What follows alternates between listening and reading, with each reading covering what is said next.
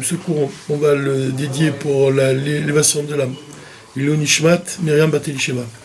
Pour une bonne santé, pour Chaim Ben Esther. Et puis pour tous ceux qui ont besoin de refoua, Bezrat Hashem. Et ce cours, donc, c'est le Dvar Malchut sur la Parasha Mishpatim. Alors, la Parasha Mishpatim, c'est intéressant. D'abord, juste avant de commencer, de dire que c'est intéressant parce que ça commence. L'Éternel, il parle et il dit, et voici les jugements, Ve'ele à Mishpatim, voici les jugements que tu exposeras devant eux, devant les enfants d'Israël. C'est intéressant, regardez, parce que de suite il dit, lorsque tu achèteras un esclave hébreu, 6 années il servira et la 7e il sortira libre sans payer. C'est intéressant parce que la première chose qui est dite aux enfants d'Israël, c'est lorsque tu achèteras un esclave hébreu, comment tu dois te comporter avec lui. C'est intéressant parce que le peuple d'Israël, il vient juste de sortir de l'esclavage. C'est comme si que quand tu sors de l'esclavage et puis Hachem il va te dire, voilà comment tu dois te conduire toi avec un esclave. Tu vois, non pas avec cruauté comme ça a été le sang de tous les juifs qui vivent en Égypte, tu vois, mais il y a dans l'Akdoucha, comment tu te comporteras vis-à-vis d'un esclave. N'oublie pas que toi-même tu as été un esclave, en d'autres termes. N'oublie pas d'où tu viens, tu vois, c'est un principe. Toujours le fait d'être... toujours avoir l'esprit, comme on dit, kaved, quoi. Kaved roche, la tête lourde. Il y avait un sage de la Torah, un grand sage de la Torah, il était sur le point de partir. Il était entouré par ses élèves. Et il leur a dit qu'il se demandait s'il allait aller au Gan Eden. Il ne savait pas où il allait aller. Alors ses élèves lui ont dit, mais comment toi tu peux douter que tu vas aller au Gan Eden ou pas? Comment tu peux douter toi? Ça rappelle le Tanya, quand Rava il dit, moi je suis un Benoni. Alors, les élèves ils disent quoi? Toi, si tu es un Benoni, toi, alors nous on est quoi? Alors on est des Rechaïm. On peut plus vivre. On ne peut plus vivre comme ça, tu nous enlèves tout, si toi-même tu parles de toi de cette façon. Et alors ce sage il a dit, non c'est pas ça. Il a dit, la question c'est que toute ma vie, je n'ai fait que suivre ma nature. Et j'ai une nature qui m'a toujours porté vers le bien. Il y a des gens comme ça. Comme on a dit, on est dans le Tanya justement, on explique que un homme qui se sanctifie au moment du rapport avec sa femme, il va donner à son enfant, par le fait de s'être sanctifié, un vêtement pour son âme, qui va lui permettre d'accomplir son service divin avec plus de facilité. C'est un vêtement qui va lui faciliter sa vie, et même un vêtement par lequel il va pouvoir recevoir des grandes bénédictions du ciel. Donc ces grandes bénédictions du ciel, puis cette facilité qu'il aura dans son service divin, ça dépend de ses parents, au moment où ils l'ont conçu. Tu vois un peu. Et donc il y a des gens qui naissent avec une bonne nature, qui sont, d'ailleurs tous les juifs, c'est la qualité de tous les juifs, on dit c'est Milut Rasadim, c'est la bonté, dans la bonté en nous. Donc cet homme-là, ce tzaddik-là, qui était sur le point de quitter le monde, il a dit, non, moi, je me demande où je vais aller, où ils vont m'amener. Il dit, pour quelle raison? Parce que moi, j'ai fait, tout le temps, j'ai suivi ma propre nature, qui me poussait vers le bien, mais je ne suis pas allé au-delà. J'ai pas travaillé pour ça. J'ai pas travaillé, je me suis pas dépassé, en quelque sorte. Alors, le bien que j'ai fait, c'est un bien qui est quelque part limité, qui se limite à quoi? Qui se limite à l'expression de ma propre nature. Tu vois? Quelqu'un qui agit, qui fait le bien, c'est pas suffisant. Il se dit, bon, mais qu'est-ce que j'ai fait? J'ai fait qu'être moi-même, et moi-même, je suis quelqu'un de bien. Mais je ne suis pas allé plus loin que moi-même. J'aurais peut-être pu réveiller un niveau plus élevé que moi-même. J'aurais pu me dépasser moi-même. Il n'est pas devenu qui il aurait pu être. Il aurait peut-être, il s'est demandé, est-ce que j'aurais pas pu être... Est-ce que si j'avais agi, j'ai fait qu'écouter ma bonne nature, mais j'aurais pu aller plus loin que ça. Au-delà de mes possibilités. Je n'ai fait que suivre mes possibilités. Je n'ai fait que vivre mes possibilités.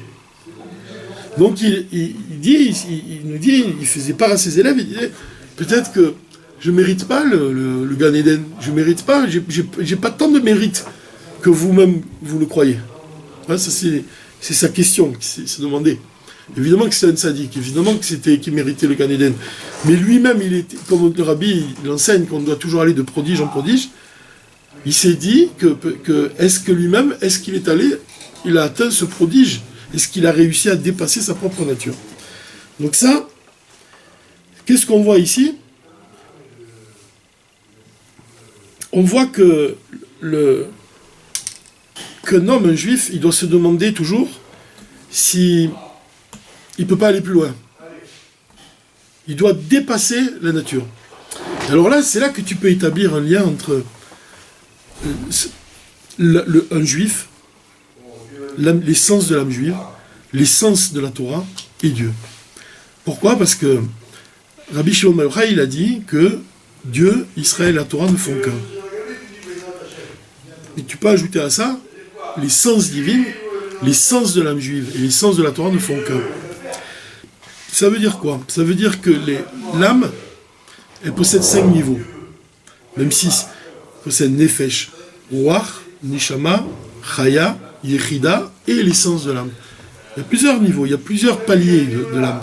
Il y a l'âme qui s'investit dans les sentiments, il y a l'âme qui s'investit dans l'intellect, il y a l'âme qui s'investit dans le corps et qui le meut, c'est-à-dire la force de marcher, la force d'entendre, la force de parler, la force de regarder. Ça, c'est la partie de l'âme qui s'habille dans le corps, qui pour vivifier les membres du corps. Mais il y a une partie de l'âme qui s'habille aussi dans le cerveau, pour permettre à l'homme de raisonner, d'analyser une chose. Et puis dans le cœur, c'est la partie de l'âme qui va éveiller des sentiments dans le cœur. Mais il y a une partie de l'âme qui ne s'habille pas dans le corps. Cette partie de l'âme qui ne s'habille pas dans le corps, c'est l'essence de l'âme. Et c'est la question de ce sage-là. Ce sage-là, il s'est dit, moi, ce que j'ai fait toute ma vie, c'est de suivre ma propre nature. Sous-entendu, c'est la partie de l'âme qui s'habille dans le corps. Mais est-ce que j'ai réveillé cette partie de l'âme qui ne s'habille pas dans le corps? Est-ce que j'ai réveillé les forces de l'âme, de l'essence de l'âme, ces forces de l'âme qui sont au-delà de moi-même? C'est ça sa question, en réalité. C'est-à-dire la capacité, le koach mesiro nefesh, le fait de donner sa vie pour Dieu, mais concrètement, sans quitter ce monde. Tu vois? C'est ça la question qui s'est posée. C'est de demander, moi je n'ai fait qu'exploiter la partie de mon âme qui s'habille dans mon corps, mais qu'est-ce qu'il en est de cette partie qui ne s'habille pas dans le corps? Alors le rabbi, il vient t'enseigner que les 5 paliers de l'âme, ces 5 paliers, quand on parle de nefesh, nefesh c'est le foie, le sang, l'âme qui s'habille dans le sang, qui vivifie le corps. Ruach, c'est la partie d'âme qui s'habille dans le cœur, ça fait 2. Neshama, c'est l'intellect, la partie d'âme qui vivifie les forces de l'intellect. Chaya, c'est au-delà déjà, c'est déjà une partie de l'âme qui est déjà au-delà de toutes les autres. Et au-dessus de celle-là, on a la Yechida, ça correspond carrément à la Séphira de Keter, et l'essence de l'âme, ça correspond au divin. On voit qu'il y a toute une partie de l'âme qui ne s'habille pas dans le corps, on est d'accord. Toute cette partie de l'âme qui ne s'habille pas dans le corps, il y a son équivalent dans la Torah. Puisqu'on parle de 5 niveaux, 5 paliers d'interprétation, c'est le pshat, le remez, le drash et le sod dans la Torah, qui correspondent en réalité au nefesh, ruach, neshama, chaya, yechida. Tu vois? Salut, dis-lui, je n'entends pas.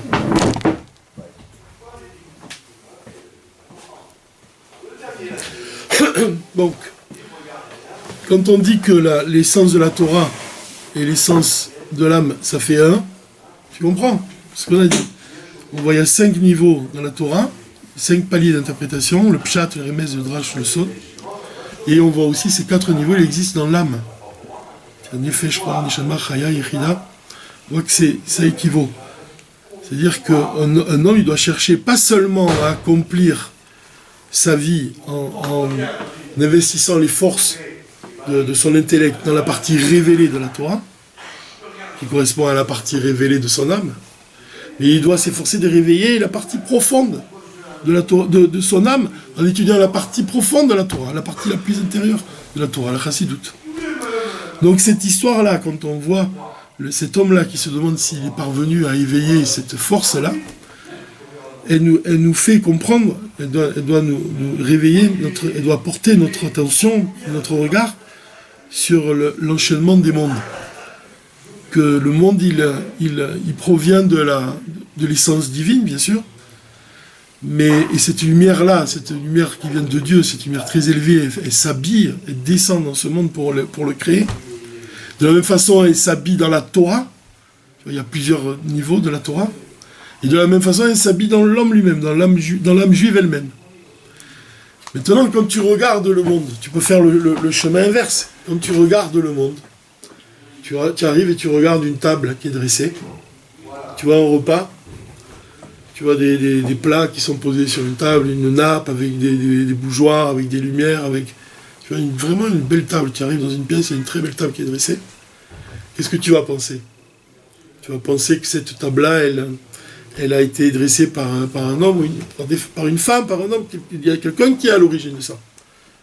Ça veut pas dire les choses, elles ont été, comme on dit, Shulchan Aruch, une table dressée. Il y a une origine à ça. Il y a quelqu'un qui est venu, qui a posé une nappe, qui a posé des tables. Il y a un cuisinier qui a préparé des plats, qui les a préparés, qui les a cuits, qui les a posés sur la table.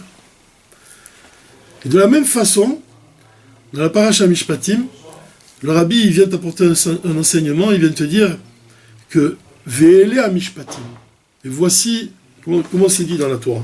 Ve'ele Mishpatim, on te dit, voici les jugements que tu exposeras devant eux, devant le peuple d'Israël. Qu'est-ce qu'il dit Rashi? Il vient te dire qu'il a placé devant eux, pourquoi c'est écrit que tu placeras devant eux? C'est pour te dire comme une table dressée et prête devant l'homme. Tu vois, une table dressée. Ça veut dire que les lois que je te donne, tu vas les dresser, l'image c'est dresser sur une table, c'est-à-dire qu'ils vont être prêtes à consommer, les plats qui sont prêts à consommer. C'est-à-dire que ces lois-là, le peuple juif, il est prêt à les intégrer, à les recevoir. D'accord?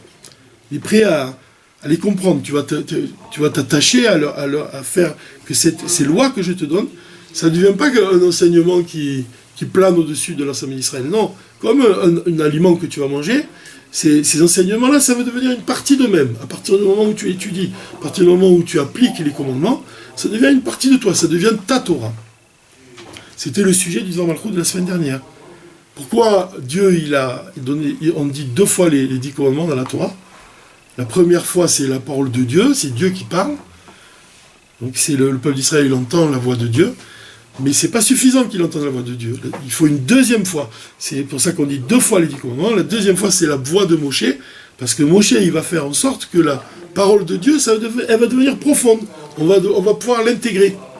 Ça va devenir une partie de nous-mêmes. Ça va devenir ta Torah. C'est ça l'exemple. Comme une table où que tu vas dresser devant eux. C'est-à-dire que les lois, elles sont prêtes devant chaque juif. Maintenant, l'enseignement, c'est celui-là. Il te dit, même ces lois, le rabbi vient t'expliquer, il te dit, et voici ve'ele mishpatim, et voici les jugements que tu exposeras devant eux. C'est-à-dire, voici les lois. Mishpatim, c'est quoi? Ça désigne quoi, mishpatim? C'est des lois que l'intellect peut comprendre. C'est-à-dire qu'un juif peut comprendre ces lois, au moyen de son intellect. Il y a des lois qu'un juif ne peut pas comprendre. Les chokim. Les chokim. C'est un décret de Dieu, c'est-à-dire que ça, c'est au-delà de ton intellect. Alors, comme on a dit, tu vois, ce que tu peux comprendre, ça fait référence à la partie de l'âme qui s'habille dans le corps, au cerveau, aux forces de l'intellect. Ça, c'est quelque chose, comme le sage qui est sur le point de quitter ce monde, il se dit, moi, ce que j'ai fait, je n'ai fait qu'exploiter cette partie-là de mon âme, mon intellect. Il y a ça. Mais il y a aussi les chokim, c'est au-delà de l'intellect. Donc, c'est les lois, c'est les décrets de Dieu qui sont au-delà de ton intellect. Et pourquoi tu les accomplis, ces commandements-là? Pourquoi tu accomplis les chokim alors que tu ne les comprends pas? Pourquoi? Parce que c'est Dieu qui les a ordonnés.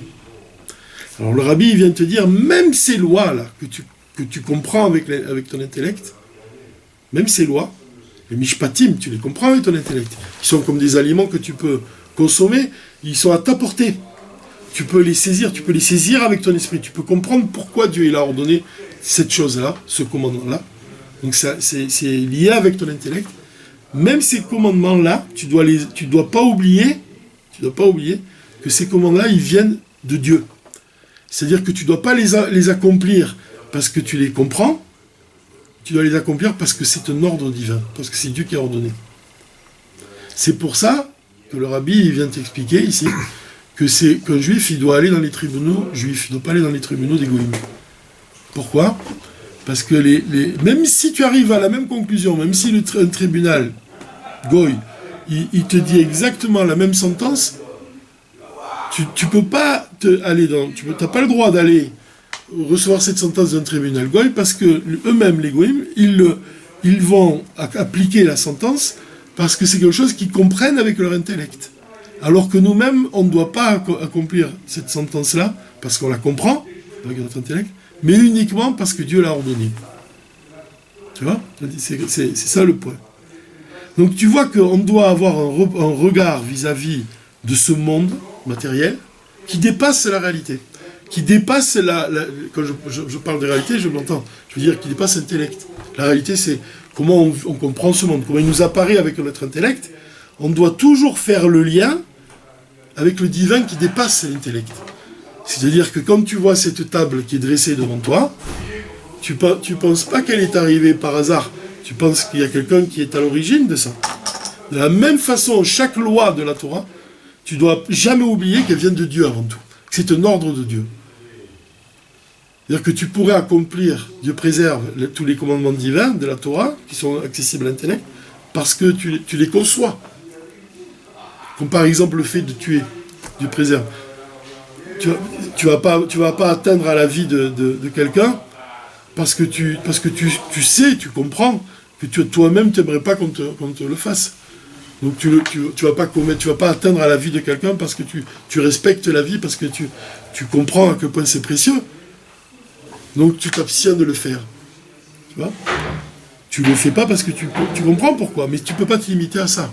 C'est pas pour ça que tu te l'interdis.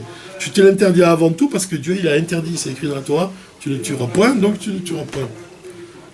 C'est pas seulement parce que je comprends à quel point c'est grave de tuer que je m'en abstiens.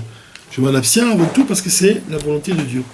Donc tu vois que le regard, c'est pour ça que l'exemple, l'histoire de ce sage-là, qui avant de partir, de quitter ce monde, il s'est demandé si il avait bien agi, parce qu'en réalité, l'idéal pour lui, c'est d'agir en étant toujours lié avec ce qui dépasse ce monde. En l'occurrence, il s'est dit, je ne peux pas me contenter de vivre selon ma nature. Je dois aller plus loin que ça. Je dois essayer de chercher, d'éveiller la force de l'essence de mon âme qui dépasse mon intellect. C'est comme... c'est ça, je sais qu'Einstein, il a dit ça, et que les gens ils connaissent cette phrase d'Einstein, que Einstein, il a dit qu'on n'exploitait que 10% de son cerveau, des capacités de son cerveau. Mais là, on parle, c'est un peu cette idée-là, mais encore plus forte, puisque on se rend compte qu'un juif, il a la capacité d'éveiller un niveau qui dépasse totalement l'intellect, qui est au-delà de son intellect. Et s'il attire cette lumière-là, en lui-même, alors son être tout entier va être transfiguré. C'est pour ça que je vais vous donner un exemple. Avant de partir au Kinus HaShulchan, j'hésitais à partir. Je me demandais, je me disais, regarde, tu es en train d'écrire ton livre, tu es en train de faire des choses, de donner des cours. Pourquoi tu partirais? Tu n'as pas de raison réellement de partir si tu continues bien et si tu redoubles d'efforts dans ta vie. Et à ce moment-là, j'ai ouvert Igorot Kodesh et j'ai ouvert comme ça et je tombe sur une lettre du Rabbi, mais vraiment, dans laquelle il dit vous n'êtes pas venu pendant les fêtes de Sukkot parce que vous avez préféré rester dans votre trou. Comme ça, il dit. Et parce que vous pensiez même que votre trou, c'est un endroit qui est éclairé. Alors dès qu'il a dit ça, j'ai compris tout de suite que j'étais dans un trou et qu'il fallait à tout prix que je quitte ce trou et que j'aille chez le rabbi. Quoi, donc tu penses pas? Si t'entends du rabbi qui te dit vous vous rendez pas compte, vous vous habituez à votre obscurité. Peut-être, mais t'as une shlichut ici, donc c'est pas... Ouais, mais si le rabbi il vient te mettre Béajara Pratit, il vient te montrer sous tes yeux que même si que... Attends, justement, c'est ça le point. T'as une shlichut ici, voilà. Tu as une shlichut ici, mais en même temps, tu dois aller chez le rabbi, d'accord? L'idée, c'est exactement ça. C'est que l'essence, elle ne vient pas contredire les aspects particuliers de la vie. L'essence divine. Ça, c'est écrit dans le Inyana Shetrat Rasidut, au chapitre 17. Comme ça, c'est écrit. Regarde bien ce qu'il dit. Prinat Yechida, quand il parle de le niveau de Yechida, de l'essence de l'âme, de l'essence, mais en réalité, il y a un niveau plus élevé qui est Yechida. En tout cas, ici, on doit comprendre que c'est l'essence de l'âme. L'Iota Atzmit, bien qu'elle procède de l'essence divine, ce niveau-là, de l'âme, il procède de l'essence divine, il est enraciné dans l'essence divine, Eina Sholelet et un Nefesh Ruach Neshama Chaya. Elle n'exclut pas les niveaux de Nefesh, de Ruach, de Neshama et de Chaya. C'est-à-dire que, c'est quoi, on a dit Nefesh Ruach Neshama Chaya, c'est-à-dire que l'essence de l'âme, bien qu'elle soit enracinée dans le divin, bien qu'elle représente le niveau le plus supérieur de ton âme, ce niveau-là qui est divin, il n'exclut pas les niveaux les inférieurs. C'est-à-dire, il n'exclut pas l'intellect, il n'exclut pas les sentiments, il n'exclut pas l'action, il n'exclut pas tous les aspects particuliers, de toutes les forces particulières de ton âme. Ça veut dire quoi, ça? Ça veut dire que, qu'est-ce qu'il va dire par la suite? Il va dire, au contraire, l'essence de l'âme, elle va insuffler une vitalité nouvelle à ces niveaux-là. Alors, pour l'âme juive, ça veut dire quoi? Ça veut dire que l'essence de l'âme juive, l'essence de ton âme, elle va insuffler une vitalité nouvelle à ton intellect, à tes sentiments, à ton être tout entier. C'est-à-dire que si tu révèles ce niveau-là de l'essence de ton âme, ça va insuffler dans ton intellect une vitalité nouvelle, une autre perception de ton intellect qui va être différent. D'ailleurs, c'est très beau parce que le rabbi, dans un autre discours, il dit que tu dois étudier la Torah au point de créer de nouvelles fissures dans ton cerveau. Vous savez ça? On a étudié ça en ce Shabbat. La crainte de Dieu, elle va rétrécir ton cœur, physiquement. Donc, il veut dire que l'essence, elle ne vient pas contredire les détails. Au contraire, elle vient leur insuffler une nouvelle vitalité. Ça, c'est dans le cas de l'âme. Mais dans le cas de la Torah, c'est la même chose. L'essence de la Torah, la chassidoute, elle vient insuffler une nouvelle vitalité au pshat, au remes, au drash et au sod. Tu vois, ça marche pareil, tu as remarqué. L'essence de l'âme, elle insuffle une vitalité, un nefesh, ruach, neshama, chaya. L'essence de la Torah, elle insuffle une nouvelle vitalité à quoi? Au pshat, au remes, au drash, au sod. Tu vois, on voit que la Torah et l'âme, ça ne fait qu'un. J'ai bien expliqué, tu as compris? Donc, qu'est-ce que ça veut dire insuffler une vitalité nouvelle? Ça veut dire insuffler une vitalité qui est au-delà de l'enchaînement des mondes. C'est la vitalité que recherchait ce sage-là. Est-ce que toute ma vie, je n'ai fait que vivre animé par une vitalité qui est inférieure en réalité? J'aurais pu attirer cette vitalité nouvelle. Mais alors le rabbi, il te dit, c'est l'essence, la force de l'essence, c'est d'insuffler une vitalité nouvelle. Ça veut dire que, dans mon cas, dans l'exemple, tu me dis, tiens, une chiroute ici. D'accord? Et c'est le raisonnement que j'ai fait. Si réellement j'aime ma chiroute ici, et même si j'aime mes enfants, et si j'aime mon épouse, et si j'aime mon entourage, si j'aime mon père, ma mère, et tous mes proches, mes amis, si je les aime vraiment, c'est en les quittant et en allant m'attacher à cette lumière-là supérieure, à cette lumière de l'essence qu'on va chercher dans la maison du Rabbi, puisque c'est là-bas, c'est l'essence, tu vois, c'est Rosh Ben Israël, que je vais insuffler une nouvelle vitalité à ma chiroute. C'est ça qui veut dire ici, que l'essence, elle ne vient pas contredire les aspects extérieurs de ta vie, la partie extérieure de ton âme, la partie révélée de la Torah. Au contraire, l'essence, elle vient insuffler à ton être, elle vient insuffler à la Torah, elle vient insuffler aussi dans ce monde une vitalité nouvelle. Dans ce monde, de quelle manière? Quand ce sera le moment du Mashiach, c'est que quand même il va y avoir la vitalité nouvelle, c'est quoi? C'est que le contraire de la vie disparaît. C'est une vitalité nouvelle, c'est une vitalité qui n'a pas de fin, qui va apparaître. Puisque la vitalité de l'essence, elle est éternelle. Donc si aujourd'hui il y a le contraire de la vie dans ce monde, c'est que Dieu n'a pas encore dévoilé l'essence. Et ce dévoilement de l'essence, il existe aussi bien dans ce monde et dans la vie, en général, que dans l'âme juive, et même l'âme d'Égoïm, et même l'âme de la Torah. On doit insuffler à l'âme la vitalité qui procède de l'essence divine. Ça, le point qui est important ici. Et alors, dans quoi tu vois, dans le Dvar Malchut, que l'essence ne contredit pas l'aspect extérieur? C'est comme on vient de dire ici pour les Mishpatim. On a dit que les Mishpatim, en réalité, ils correspondent à quoi? Ils correspondent à ce monde. Ce monde dans lequel on vit. Et on te dit que ce monde, ces lois-là, ce monde-là, tu ne dois pas oublier qu'il vient de l'ordre de Dieu. C'est-à-dire que même ces lois que tu comprends avec ton intellect, tu ne dois pas oublier qu'elles viennent de Dieu. C'est-à-dire que tu dois faire le lien entre ton intellect et ce qui dépasse ton intellect. Tu vois ? Tu n'accomplis pas les commandements divins parce que tu les conçois avec ton intellect, tu les accomplis avant tout parce que c'est la volonté de Dieu qui dépasse même l'intellect. Alors regardez dans les mots, par exemple, comment il explique le rabbi dans les mots, ce qu'on vient de dire. C'est intéressant ce qu'il dit.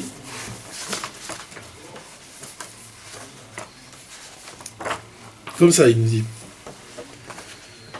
Ve'ele amishpatim, et voici les jugements, voici les lois, donc.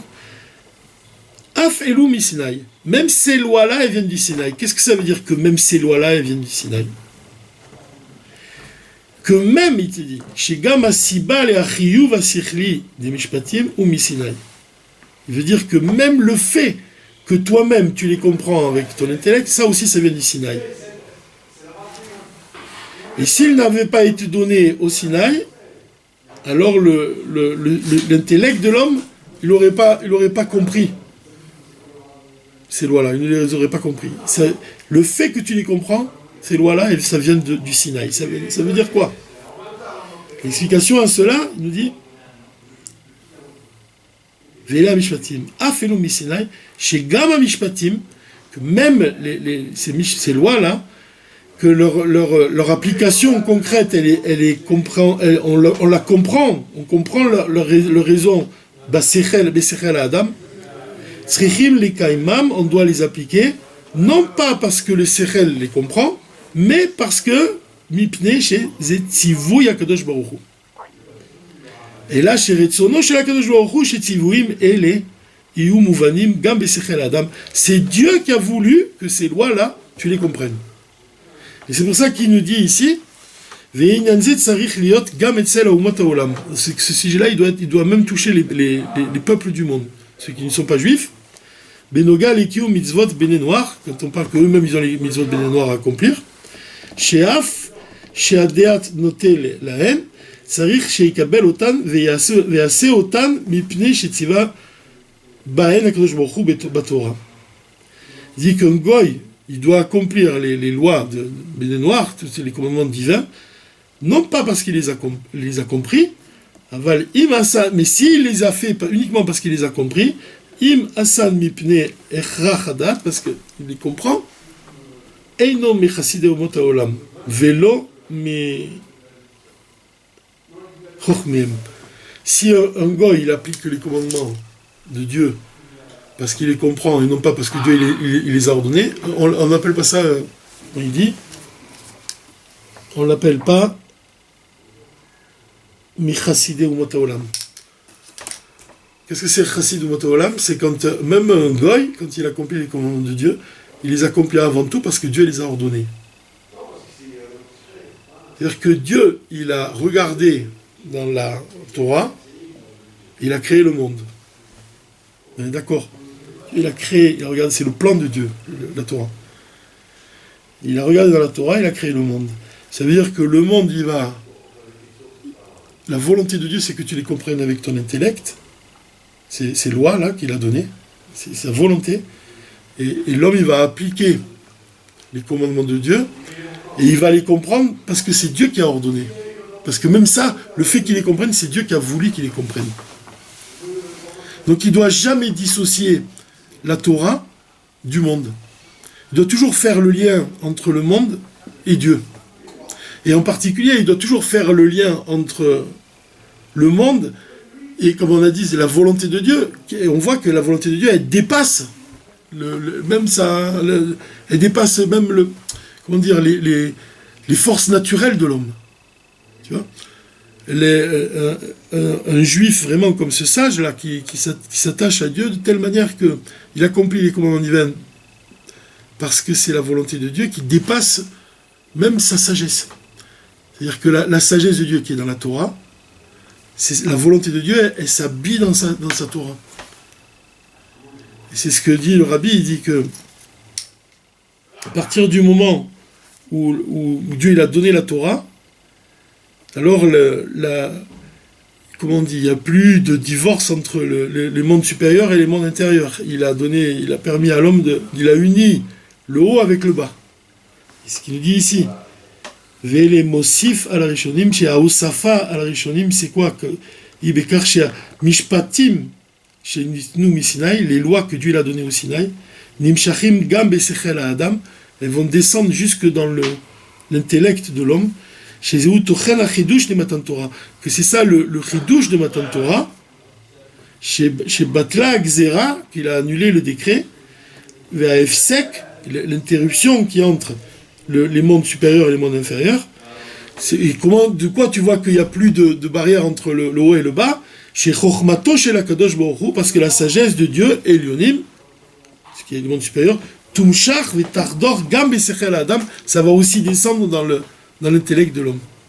C'est-à-dire que le don de la Torah, il représente le fait que Dieu, il met à ta portée des lois que tu peux comprendre.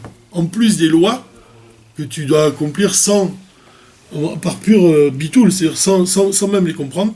La xéra, quand on dit que Dieu il a brisé la barrière entre le haut et le bas, c'est que le fait qu'il a permis à sa sagesse d'être accessible à ton intellect, comme une table qu'on dresse devant toi.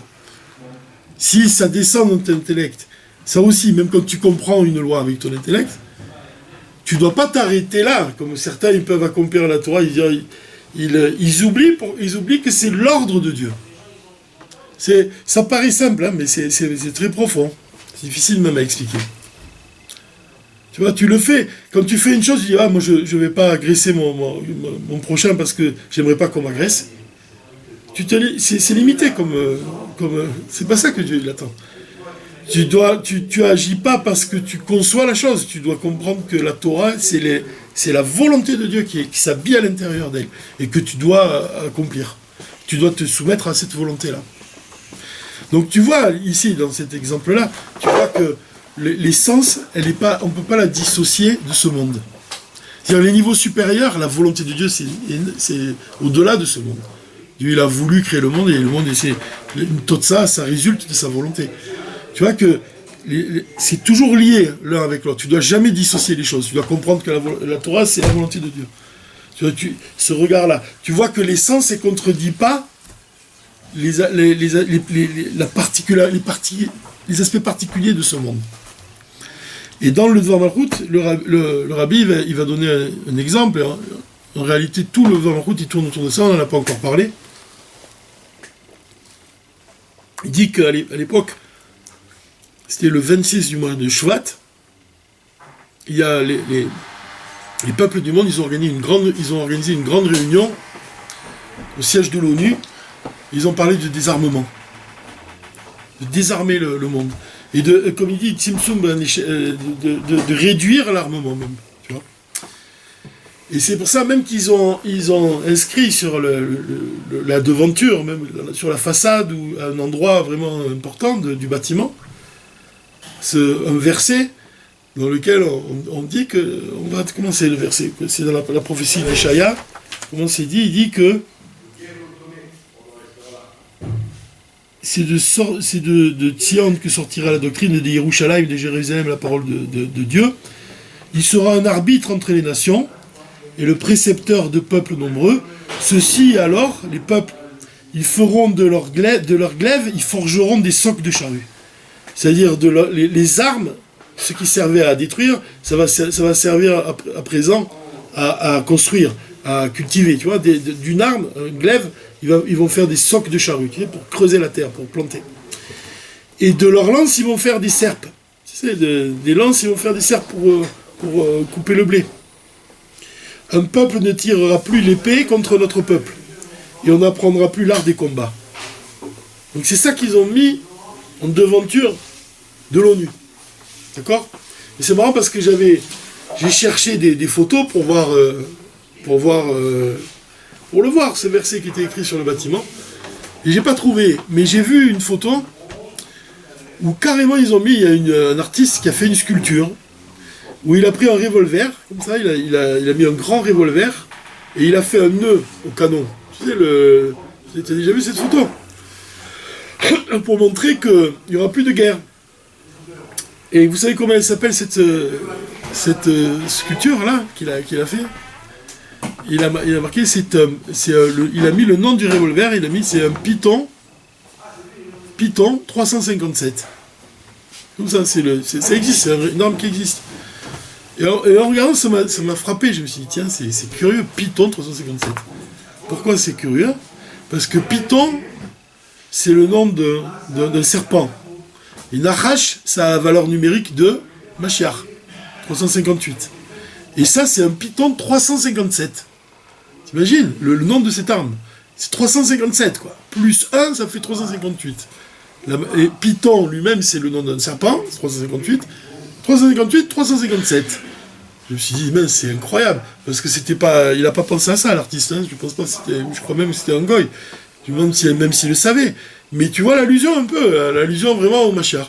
Et le rabbi, il vient de dire ici, dans ce Dvar Malchut, il vient de te dire, regarde, les goïms, pour quelle raison, ils ont implanté cet immeuble-là, avec cette devise-là, et ils ont commencé à décider de désarmer le monde et vers un élan de paix, de réduire les armes, à cause de qui? Grâce à qui, pardon? Grâce à qui? C'est quoi la réponse? Vas-y. Mashiach. Ouais, mais ouais, c'est vrai, à cause de qui il te dit? Où ils l'ont mis l'ONU? Dans quelle ville? Dans la ville où le Rabbi Rayatz il se trouvait. Même le Rabbi rapporte la date que la construction du bâtiment, elle coïncide avec l'année où il a commencé sa mission en Amérique, le Rabbi Rayatz. Donc il dit que la décision des peuples du monde de désarmer cette décision qui est une partie de la Géoula. C'est même pas que c'est une allusion, c'est le commencement de la Géoula, puisque dans la Géoula, on le dit, c'est cette phrase-là, que les arbres seront transformés en outils pour reconstruire le monde, pour la culture et tout. Et il vient te dire que pour quelle raison les goïms, ils agissent maintenant de cette façon-là. Alors il te dit parce que le Rabbi Rayatz, il influe sur eux. Et là c'est très intéressant ce qu'il dit. Il dit une phrase qu'on ne peut pas l'inventer, là, il vaut mieux la lire. J'espère que... Attends, où c'est qu'il dit ça? Il dit que... comment il dit ça? C'est à quel endroit qu'il dit ça?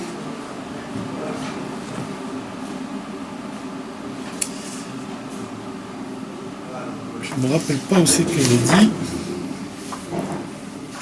En tous les cas, bon, peut-être ça va me revenir.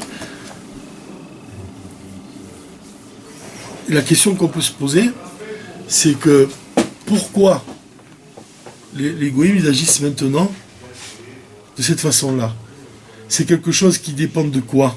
La guerre, c'est quoi? Ça correspond à quoi la guerre? D'attenter à la vie des autres et d'éliminer les autres, de tuer, de massacrer. C'est quoi ce massacre-là? Au moyen de l'intellect, tu comprends que c'est quelque chose qui n'est pas bien. Pourquoi malgré tout, les goïms ils ont compris ça depuis longtemps, que c'est quelque chose de mal? Pourquoi, malgré tout, ils continuent à faire des guerres depuis des années? L'esprit de domination. Oui, c'est que l'esprit de domination, de victoire, des honneurs, et ça domine leur analyse et leur intellect, puisqu'ils savent très bien qu'au fond, l'acte de tuer, c'est quelque chose qui est mal. Alors, si maintenant, aujourd'hui, ils commencent à désarmer et à réduire les armements, c'est pour quelle raison? Le Rabbi vient de te dire, le chidouche, c'est que maintenant, ils n'agissent pas comme on a dit, parce qu'ils comprennent la chose au moyen de leur intellect, ils agissent parce que c'est Dieu qui l'a ordonné. C'est pour ça que, tu comprends? Comme on a dit, qu'est-ce que c'est Chassid ou Mota Olam? Qu'est-ce que c'est vraiment quand un goy parvient à un niveau supérieur? C'est qu'il obéit à Hachem. C'est quand il accomplit les commandements divins parce que c'est un ordre de Dieu, non pas parce qu'il le comprend avec l'intellect. Alors il te dit, regarde les guerres et les goïms, ils savent très bien avec leur intellect depuis longtemps que c'est quelque chose qui n'est pas bon. Mais pourtant ils continuent. Et pourquoi maintenant ils prennent conscience de qu'est-ce qui les a fait bouger? C'est qu'ils agissent maintenant ils agissent non plus avec leur intellect, mais ils agissent au-delà. Ils agissent parce qu'ils comprennent que c'est un ordre de Dieu. Et pourquoi ils le comprennent que c'est un ordre de Dieu? Ça veut dire que c'est ça le dévoilement du Mashiach, les influe à présent. Ça a une influence sur eux. Et le Rabbi fait un lien avec le Rabbi Rayatz. Il vient de te dire que la présence du Rabbi Rayatz, il a le fait qu'il va diffuser les sources de la Chassidoute à l'extérieur, et il dit, c'est ça, c'est l'endroit que je cherchais, dans les mots, il disait que les États-Unis d'Amérique, ils se trouvent dans le Chelek Atarton du monde, la partie inférieure du monde. Donc inférieure par rapport au Chelek à Elion, c'est quoi la partie supérieure du monde? C'est l'endroit où la Torah a été donnée, en Israël. Mais les États-Unis se trouvent dans le Chelek Atarton. Il dit, malgré tout, c'est dans ce Chelek Atarton, à cet endroit le plus bas, où la Torah n'a pas été donnée, qui va influencer le reste du monde. Jusqu'à commencer par influencer l'Amérique elle-même, les peuples du monde qui se sont réunis tous dans cet endroit où le Rabbi Rayatz il vit. Donc ça vient confirmer encore ce qu'on a dit quand on a dit que l'essence, elle ne vient pas contredire les niveaux inférieurs. Et là, le parallèle qu'on peut faire, c'est ça s'accorde avec la prière d'un juif. Un juif qui va prier, le Mourazaken, il dit qu'il va attirer, on en a parlé au cours précédent, il va attirer une nouvelle lumière de la Séphira de Keter, et cette lumière-là, elle va descendre dans l'enchaînement des mondes. Mais c'est la même chose, comme on a dit, la Torah, Dieu et l'âme juive, ça veut dire que le fait de prier, tu vas attirer aussi une nouvelle lumière en toi-même, et même le fait de prier, tu vas attirer une nouvelle lumière dans la Torah que tu étudies même. Donc cette possibilité-là qu'on a de transfigurer le monde, c'est ce que tu vois ici dans ce route.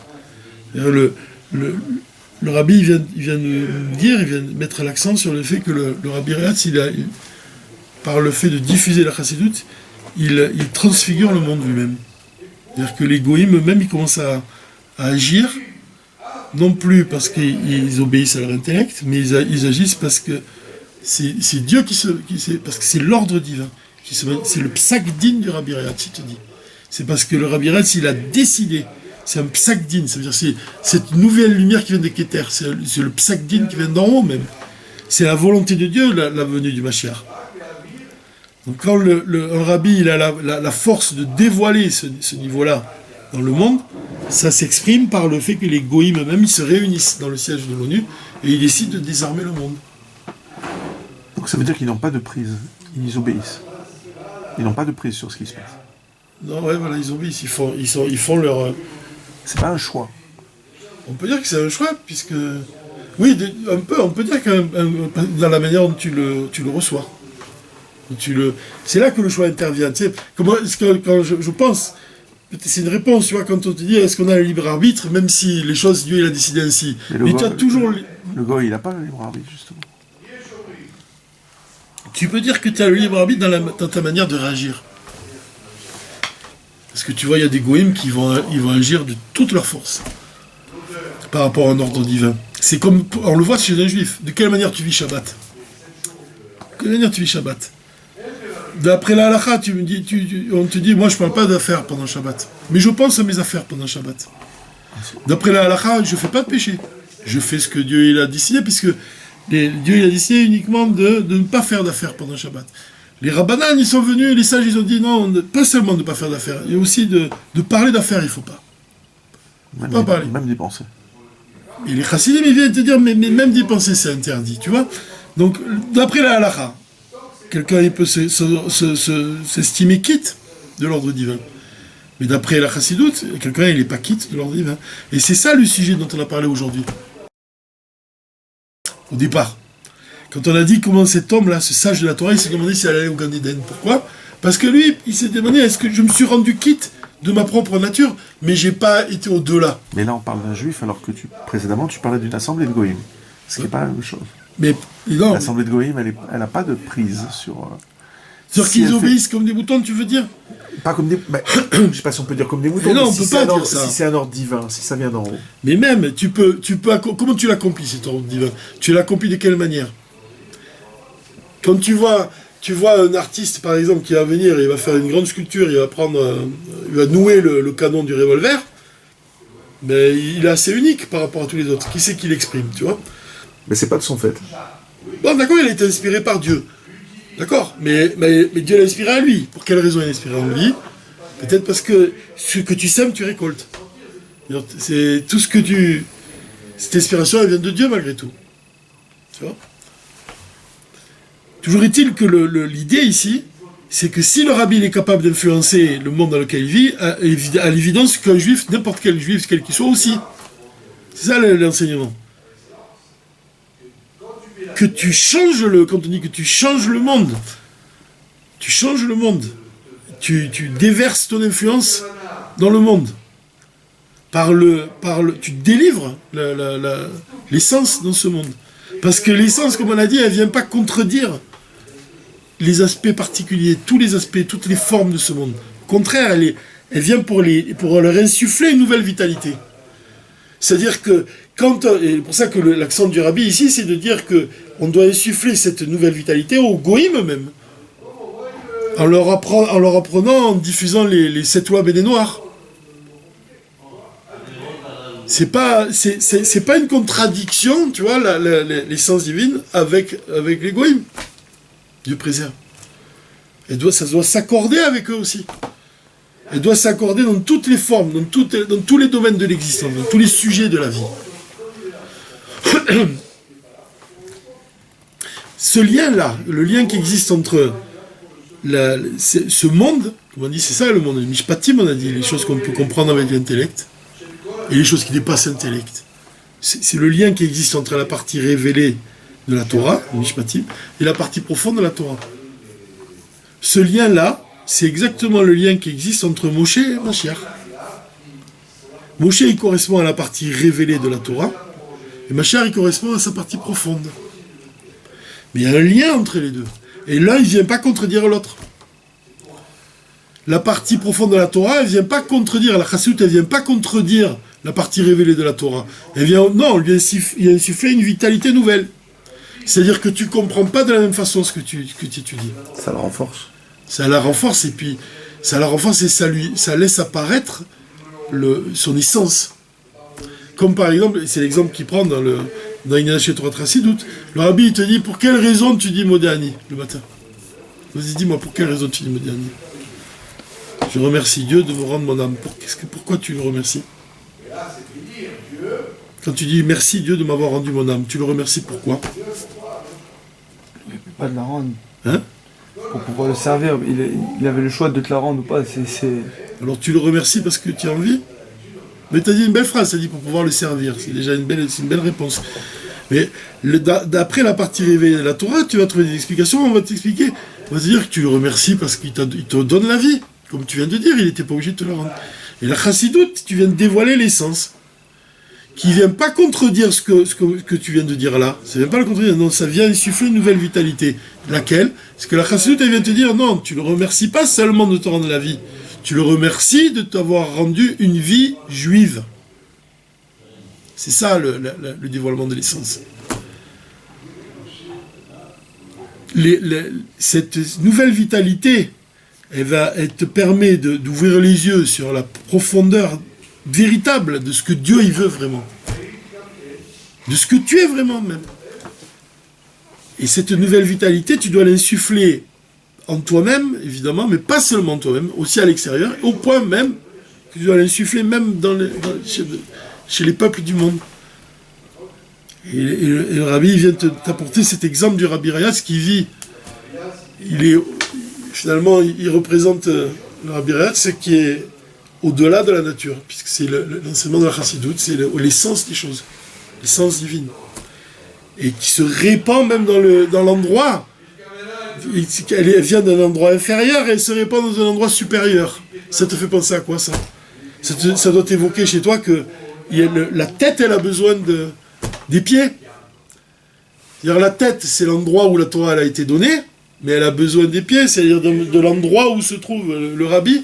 De cet endroit inférieur, il va diffuser l'essence de la Torah et va se répandre dans le monde. C'est pour ça que tu sais ça, que les fenêtres Beth Amikdash, elles étaient étroites à l'intérieur et larges à l'extérieur. Pour dire que ça vient de l'intérieur et ça se répand dans le monde entier.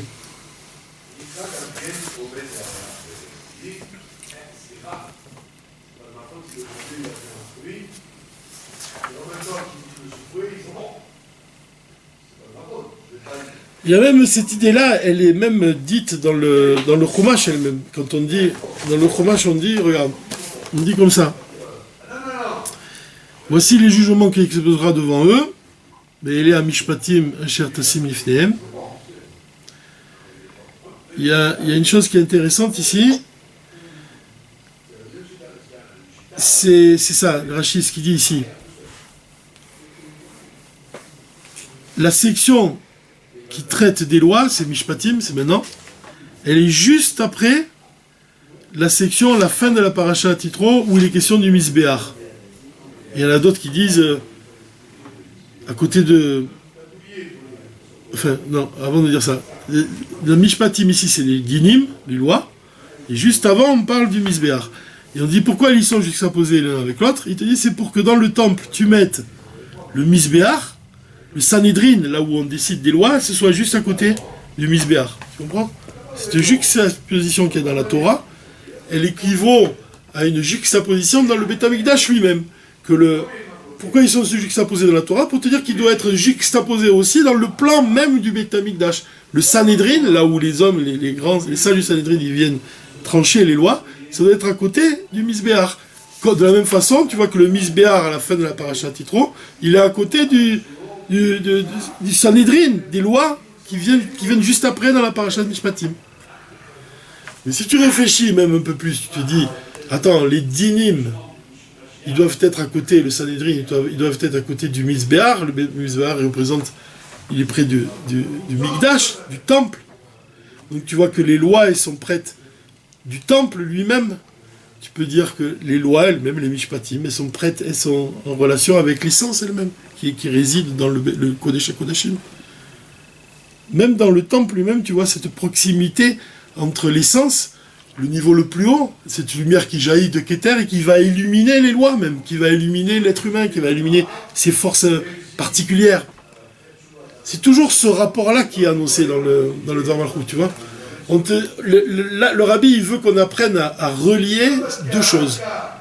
Nos propres limites avec ce qui est illimité. De la même façon, la maison du rabbi, elle représente ce qui est illimité, un dévoilement de lumière illimité, et le monde, l'ONU, là où les peuples du monde se réunissent, ils vont être touchés par ce dévoilement de l'illimité. Et ils vont énoncer des lois, ils vont s'accorder avec les jours messianiques. Vous voyez un peu l'idée? Il n'y a pas de questions?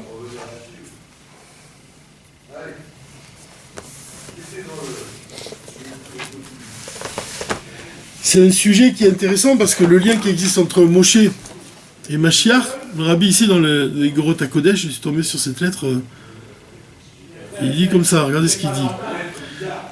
Vous m'interrogez sur l'affirmation de la Chassidoute selon laquelle le Mashiach sera plus grand que Moshe. Tu vois, Mashiach, on a dit que ça fait référence à la partie profonde de la Torah, et Moshe à la partie révélée de la Torah. Alors il dit de consulter à ce sujet le Likutei Torah, Parashat Vayikra, page 17a, Bamidbar, page 89b et c, et la fin de Shir HaShirim, page 49c.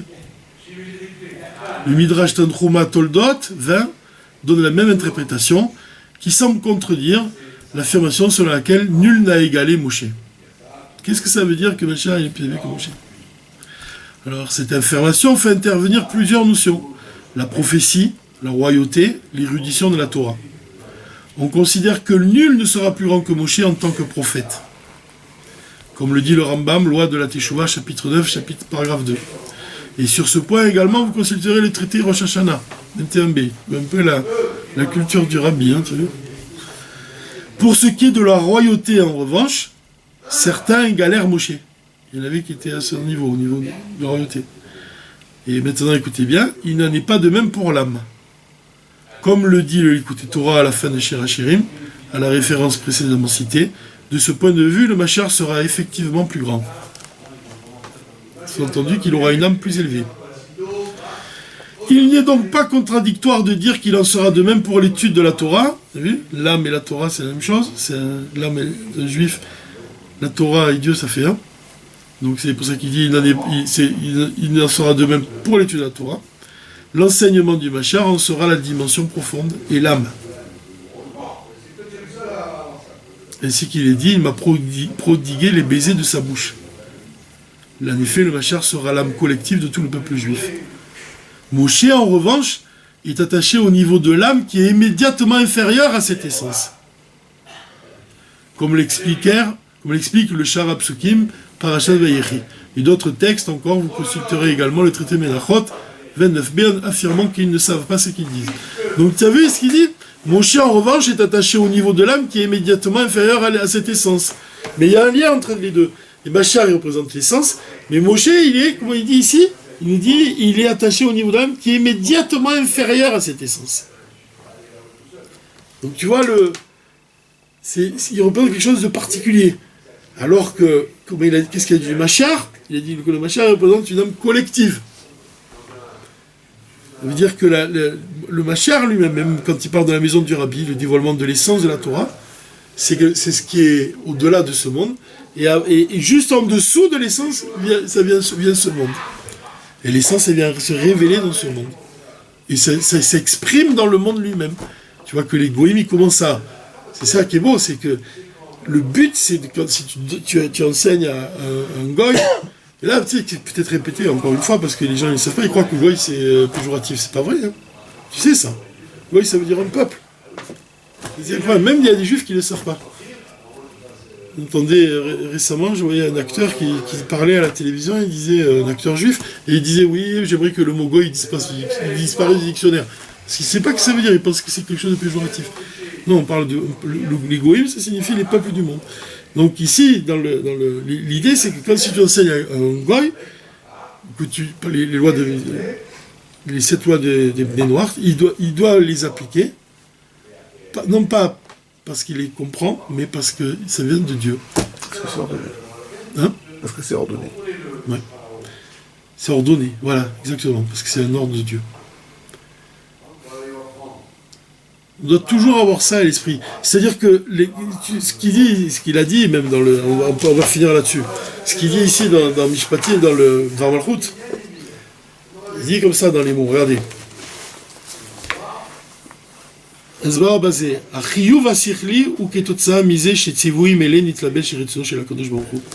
Dans les ordres de Dieu, il y a la volonté de Dieu.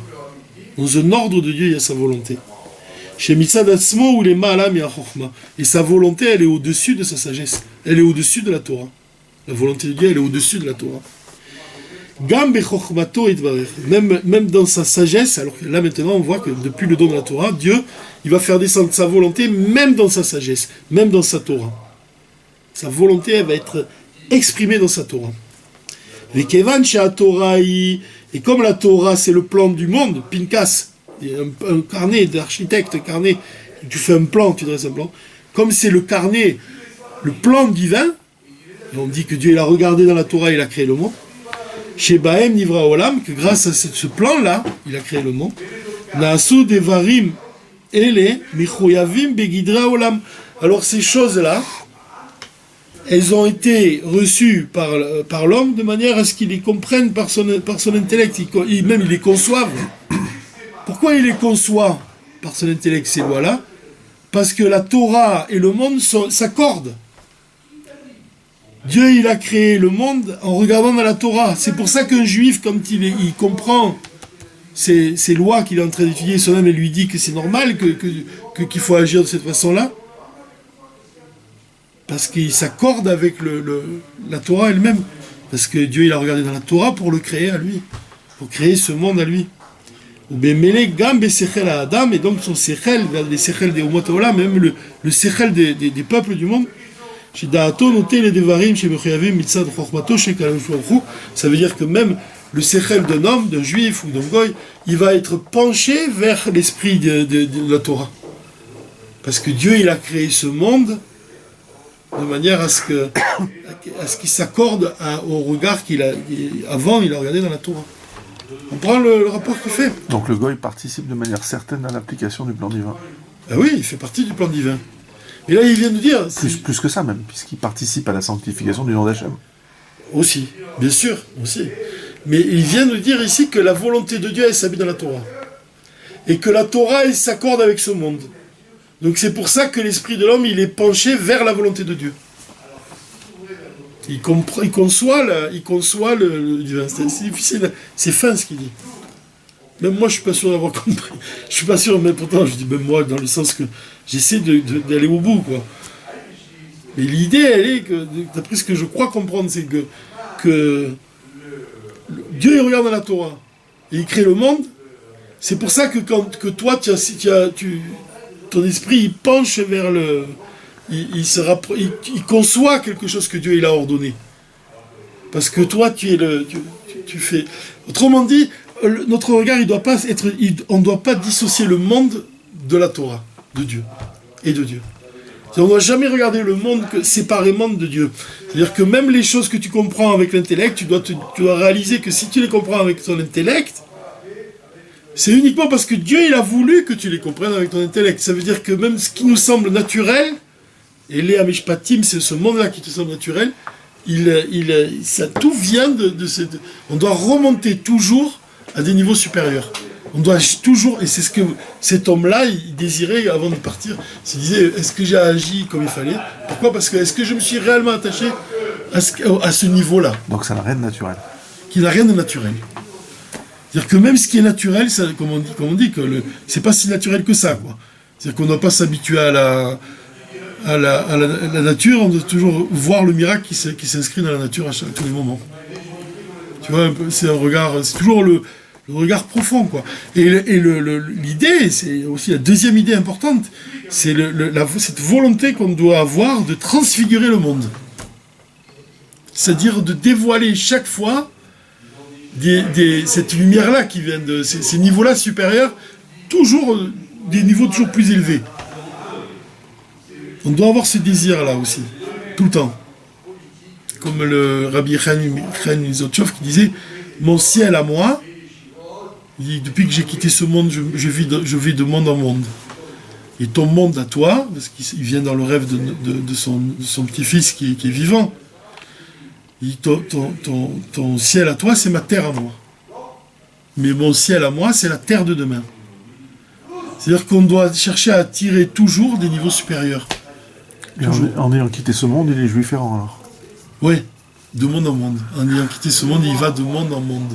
Et il dit, mon ciel à moi, c'est la terre de demain. Et ta terre à toi, c'est mon ciel à moi.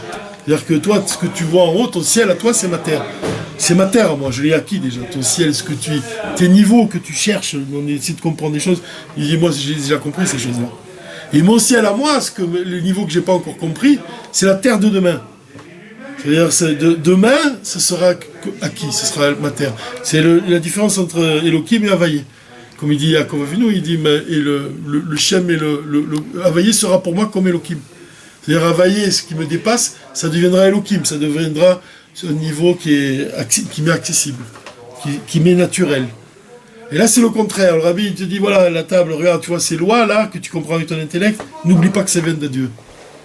N'oublie pas que ces niveaux que tu comprends, même si le fait que tu les comprennes, ça vient de Dieu. C'est parce que Dieu, il a voulu, il a regardé dans le monde, il a créé, dans la Torah, il a créé ce monde. C'est pour ça que le monde, il pense que c'est naturel ce qui se passe. Je peux concevoir. Non! Pourquoi tu penses comme ça, que c'est naturel, que ces choses-là? C'est parce que j'ai regardé dans la Torah avant de te créer. Donc et puis je te donnais cette possibilité de penser ça. Voilà, on peut s'arrêter là. C'est dur à expliquer.